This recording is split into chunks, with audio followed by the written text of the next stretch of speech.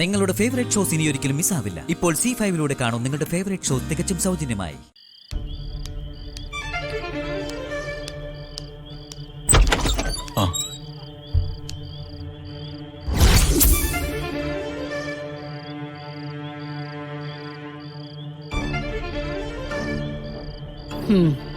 ആഹാ, മഹിയോ? മുത്തശ്ശി, ഗംഗയൊന്ന് വിളിക്കാവോ? ഗംഗയോ? അവളിവിടെ ഇല്ലല്ലോ. അവളും മഹിയുടെ വീട്ടിലല്ലേ?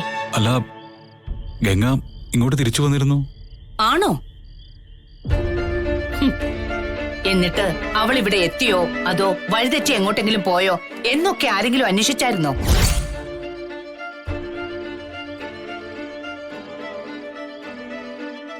അച്ഛനും അമ്മയും ആരുമില്ലാത്ത കുട്ടിയാ. അതിനെ ആ വീട്ടിൽ നിന്നും എല്ലാവരും കൂടി ചേർന്ന് ഇറക്കി വിട്ടില്ലേ? പിന്നെ എന്തിനാ ഇപ്പൊ അന്വേഷിച്ചു വന്നത്? മുത്തശ്ശി പറഞ്ഞതെല്ലാം ശരിയാണ്. എല്ലാം എന്റെ തെറ്റാ. മുത്തശ്ശി എന്നോട് ക്ഷമിക്കണം.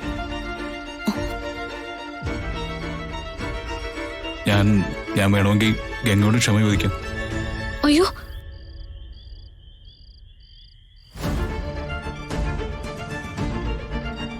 മഹേട്ടാ.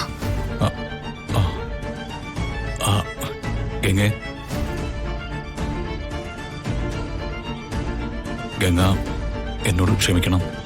അയ്യോ, അങ്ങനൊന്നും പറയില്ലേ മഹേട്ടാ. ക്ഷമ പറയാൻ മഹേട്ടനൊരു തെറ്റും ചെയ്തിട്ടില്ലല്ലോ. മഹേട്ടൻ ഒരിക്കലും തെറ്റ് ചെയ്യില്ലെന്നും എനിക്കറിയാം. മാളു ഗംഗയെ കാണാതെ വലിയ വിഷമത്തില. ഗംഗ പോയതിൽ പിന്നെ മാളു ഒന്നും കഴിച്ചിട്ടില്ല. ഇന്നലെ കരഞ്ഞു ഉറങ്ങി. രാവിലെ മാളുവിന് വയ്യാതായി. പൊള്ളുന്ന പനിയായിരുന്നു. ഇപ്പോ മാളു ഹോസ്പിറ്റലിൽ അഡ്മിറ്റാണ്. അയ്യോ.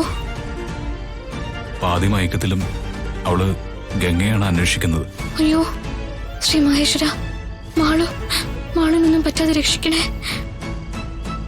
അവിടുന്ന് വന്നതിൽ പിന്നെ ഇവളും ഒന്നും കഴിച്ചിട്ടില്ല. എപ്പോഴും എന്റെ മാളു, എന്റെ മഹിയേട്ടൻ എന്നും പറഞ്ഞിരിപ്പ. മുത്തശ്ശി, ഗംഗയെ എന്റെ ഒപ്പം തിരിച്ചയക്കണം. ഇനി ഒരു സങ്കടവും ഗംഗയ്ക്ക് വരാതെ ഞാൻ നോക്കിക്കോളാം. അതൊന്നും വേണ്ട മഹി. എത്രയൊക്കെ ആയാലും ഗംഗ അവിടെ അധികപ്പറ്റായിരിക്കും.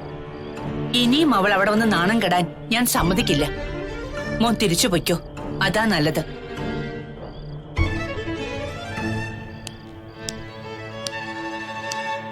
മാളുവിന്റെ അവസ്ഥ കണ്ടു നിൽക്കാൻ വയ്യ. അതാ ഞാൻ വന്നത്. ഗംഗയോട് ഞങ്ങൾ ചെയ്തത് വലിയ തെറ്റാണെന്നറിയാം. അതുകൊണ്ടാ എനിക്കിപ്പോ തിരിച്ചു വരേണ്ടി വന്നത്.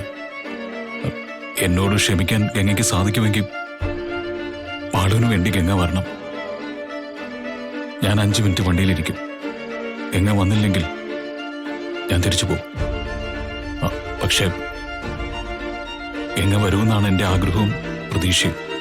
ഇല്ല, അവള് വരില്ല. ഗംഗ അകത്ത് പോ. മുത്തശ്ശി, ഞാൻ അകത്ത് പോകാൻ. മുത്തശ്ശി, ഞാൻ പറഞ്ഞോട്ടെ. വരാനല്ലേ പറഞ്ഞത്? മുത്തശ്ശി, ഇങ്ങോട്ട് വാ. വരാൻ.